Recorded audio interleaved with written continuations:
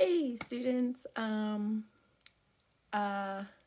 so for a surprise and delight situation, uh, for this wonderful NTI Friday, or whenever you decide to watch this, I'm actually going to be doing a makeup tutorial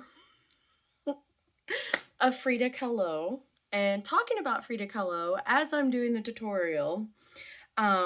So yeah, I did actually already prime my skin, so no doing that yet. But now I'm gonna jump in and start doing foundation. And then if I don't tell you about what I'm putting on my face, it is because I'm talking about Frida and telling you about her life and her life as an artist and things like that. Okay, so let's just start. Okay, so first and foremost, Frida Kahlo, she was born in Cocoyacan, Mexico. Probably mispronounced that. On July 6th in 1907. However, she always liked to claim that she was born July 10th, 1910, even though she has a birth certificate and like it stated 1907, July 6th. But anywho, as a child, she actually had a bout of polio, which caused her to have a limp for the rest of her life, as she grew up and things. Frida actually did not want to always be a painter. She was actually going to become a doctor and was actually interested in medicine, the medical field and stuff. And she was actually she actually had entered the National Preparatory School in 1922. She was a teenager at the time, about 17. And in 1925, that year, she was in a horrible bus accident. And this bus accident would actually change the course of her entire life forever. Because she was in this accident, she would later on have to get over 30 surgeries in her lifetime. While she was recovering, though, this is where she took up painting. And she studied old masters' paintings, and she read up on various paintings and things like that, and started to kind of self-teach herself how to paint, just like the masters. And she would continue to do this during her recovery from this particular accident.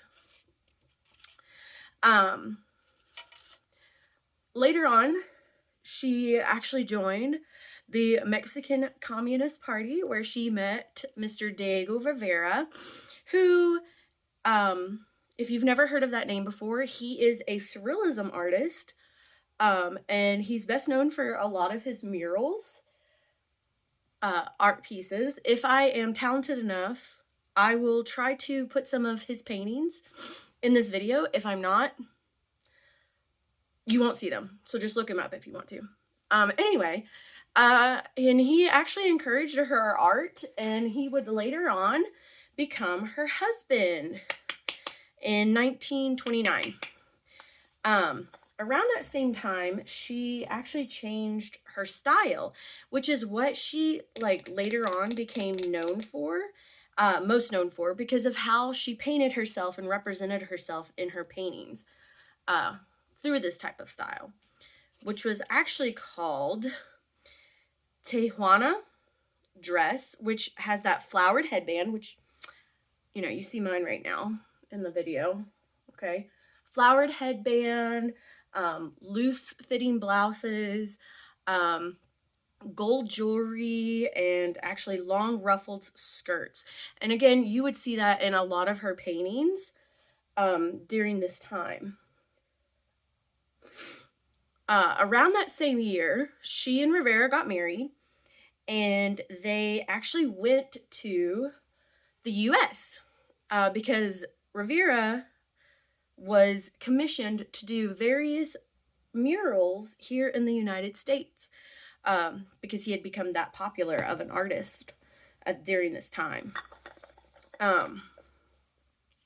During that same time, between the 1930s and 1933, which is when they were in the U.S., she actually became pregnant, but due to complications and probably due to her accident, which she had at, around 17, it caused all of the pregnancies to end prematurely. So therefore, she could never actually become pregnant, which is what she later on found out.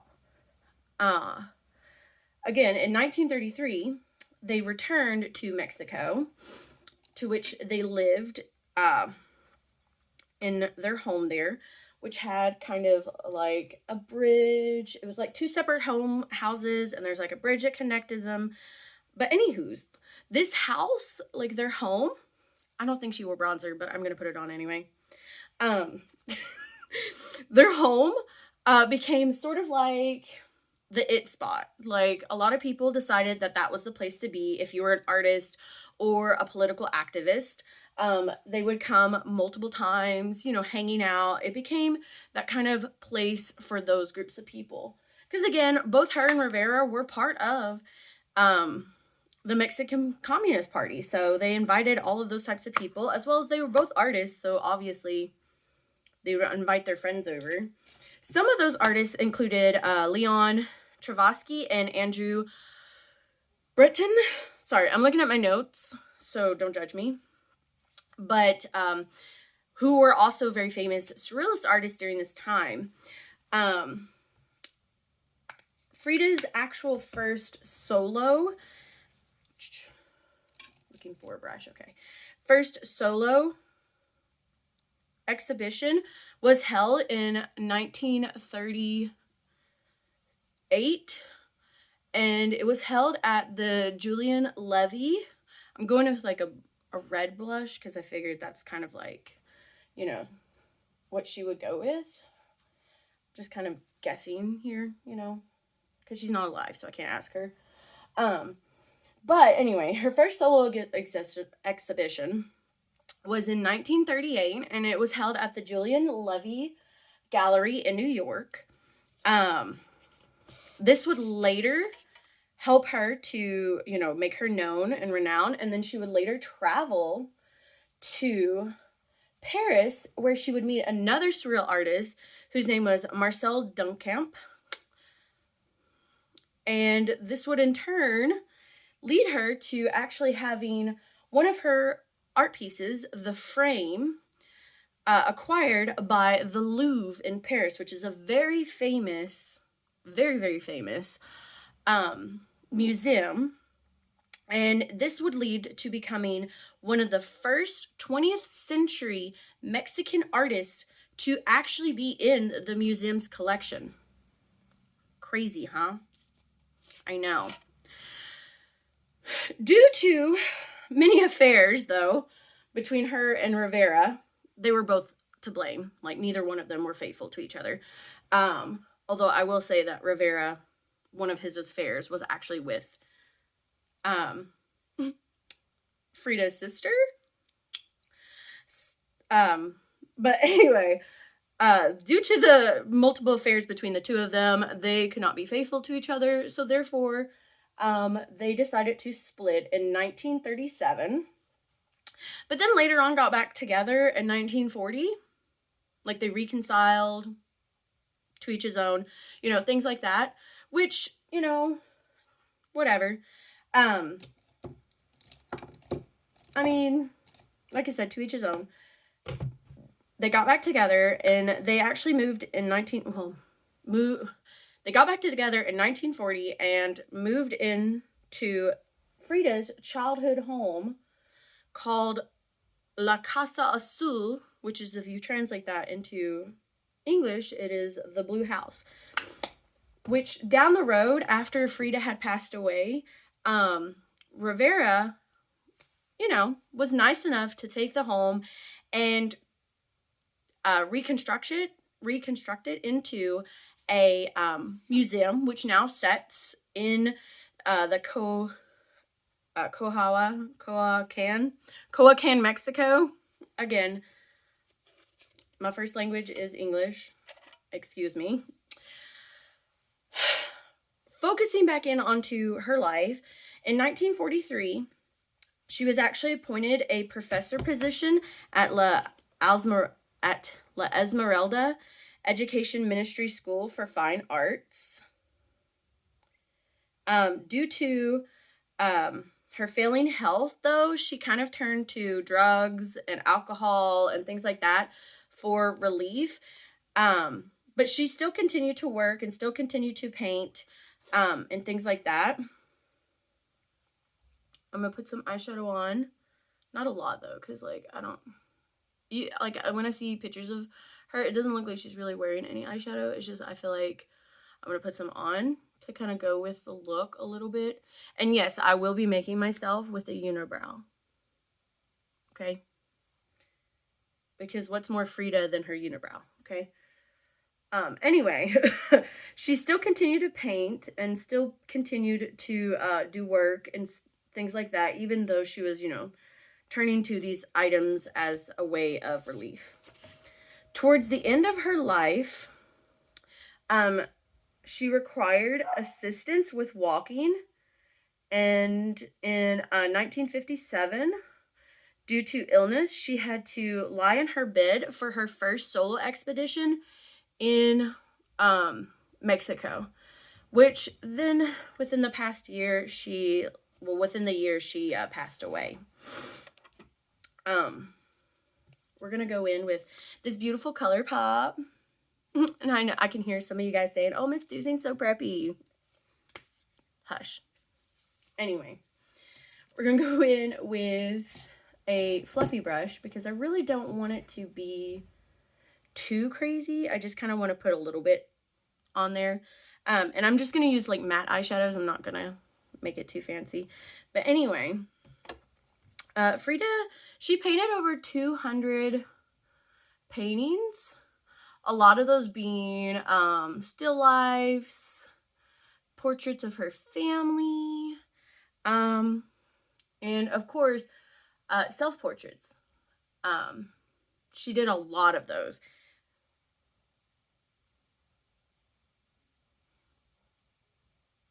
Like somewhat to about 50, 60 self-portraits in total.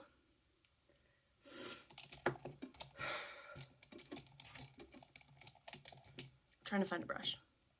Anyway, she was quoted to saying that the reason why she had so many self-portraits was mainly because she was lonely and because she knows herself best. And I don't know if you always hear me say this, but whenever doing people or trying to work from a reference, when it comes to drawing people, the best person to use is yourself. At first, you know, to kind of practice using self-portraiture and things like that as a means to how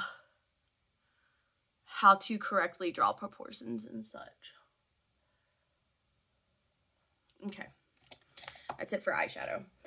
Now to draw on some eyebrows here. And again, like I said, I am definitely going to be putting on the unibrow because it was iconic. Like, that was part of her. And I'm sorry if my camera or like if my mirror got into frame at any point. I'm not really paying attention. I'm kind of just talking and doing my own thing. But like I said, like she was iconic, you know. The eyebrows were iconic. The facial hair, iconic. Due to the fact that she was such a inspiration, even continuing like as an inspiration today, but during the time when she was alive, a lot of people found that her style was actually pretty unique and super cool to her herself. and many women found her style to be inspiring, and she became like a huge icon of avant-garde way of dressing and presenting herself.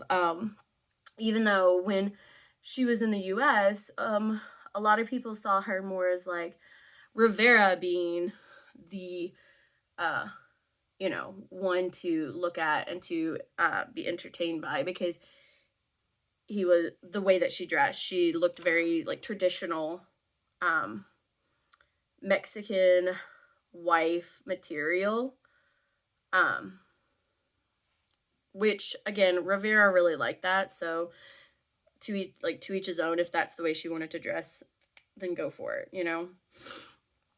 Um, but again, she was very iconic in her lifetime, and like even though when we were looking at her self-portrait in that assignment, a lot of you could not tell whether she was a man or a woman, but she's a woman. So uh, just be clear on that. I am going to add some of this kind of eyeliner that's brown to kind of help with the unibrow situation, because like again, I really want to make sure that we can like see that, because that's just like I said, iconic for Frida. Circling back in on some of her stuff, she never really thought of herself as a surrealist painter, even though a lot of people like called her surrealism. And even today, like I even have said it, like she's a surrealist painter. But to be completely honest, she never thought of herself like that. She was even quoted to say, like, they thought that I was a surrealist, but I wasn't. I never painted dreams. And so she painted things of her life. She painted what happened to her in her life. There's a painting of her that she had done of the accident, like her in the accident from when she was younger.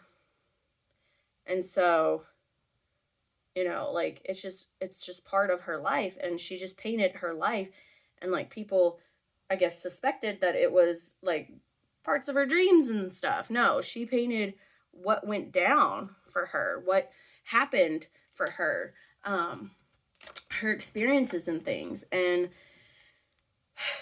she made them very raw and beautiful in the colors, the choices that she had used for these types of works. And it's very sad because she, in the end, she suffered a lot. And it's hurtful to know that, like,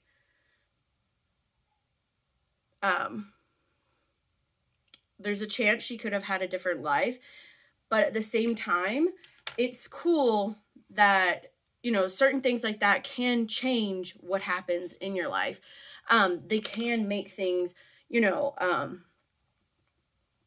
different for you when situations happen. And like I said, it's crazy to think that, had she not been in that accident, would we have any art pieces by Frida Kahlo today? Probably not. We probably wouldn't have any of those.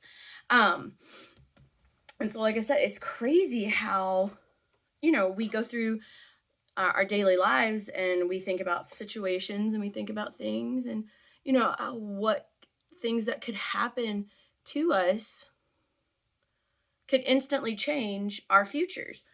And that's what happened with Frida. She was going to be someone in medicine. She was going to pursue that career choice, but had to change, all because of an accident in her life.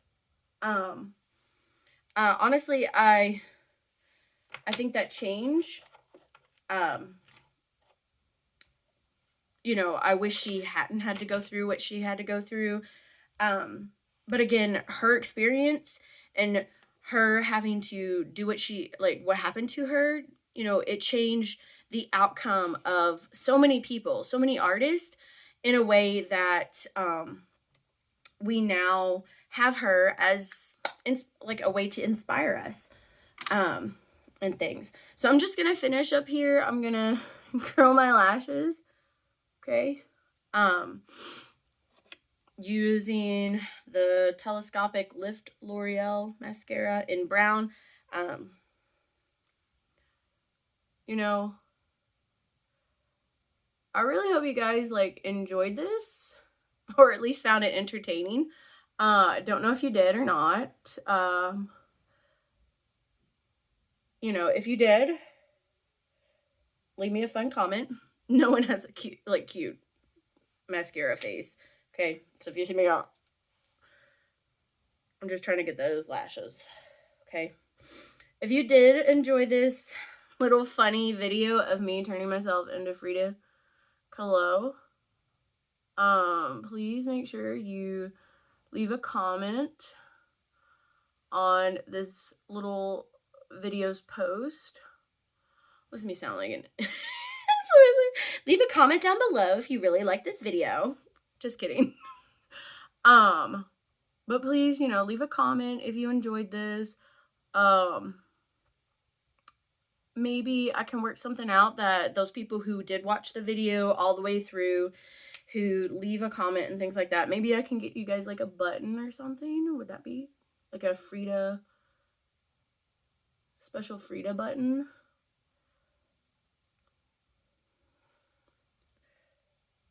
Yeah. That'd be kind of cool, right? I think I went a little too ham on the unibrow. Let's like edge some of that away. You know, just a little bit. There we go. I don't think her unibrow was that crazy, right? No. In some depictions it looks pretty wild, but in others it doesn't like look this wild. I went a little too much unibrow.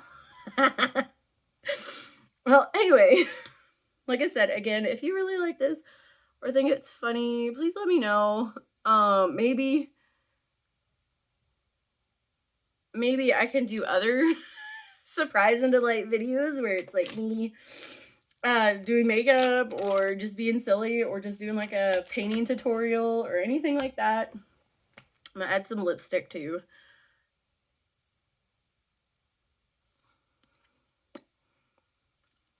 Oh, my lips are so dry.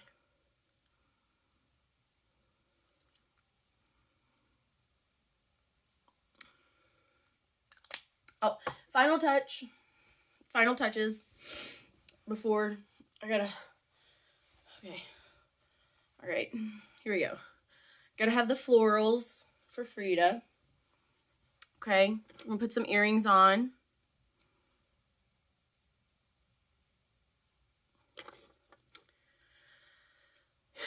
Get them earrings on. Okay, all right. I'm gonna scooch back so you can see my full. All right, so here we go. The full finished. Oh.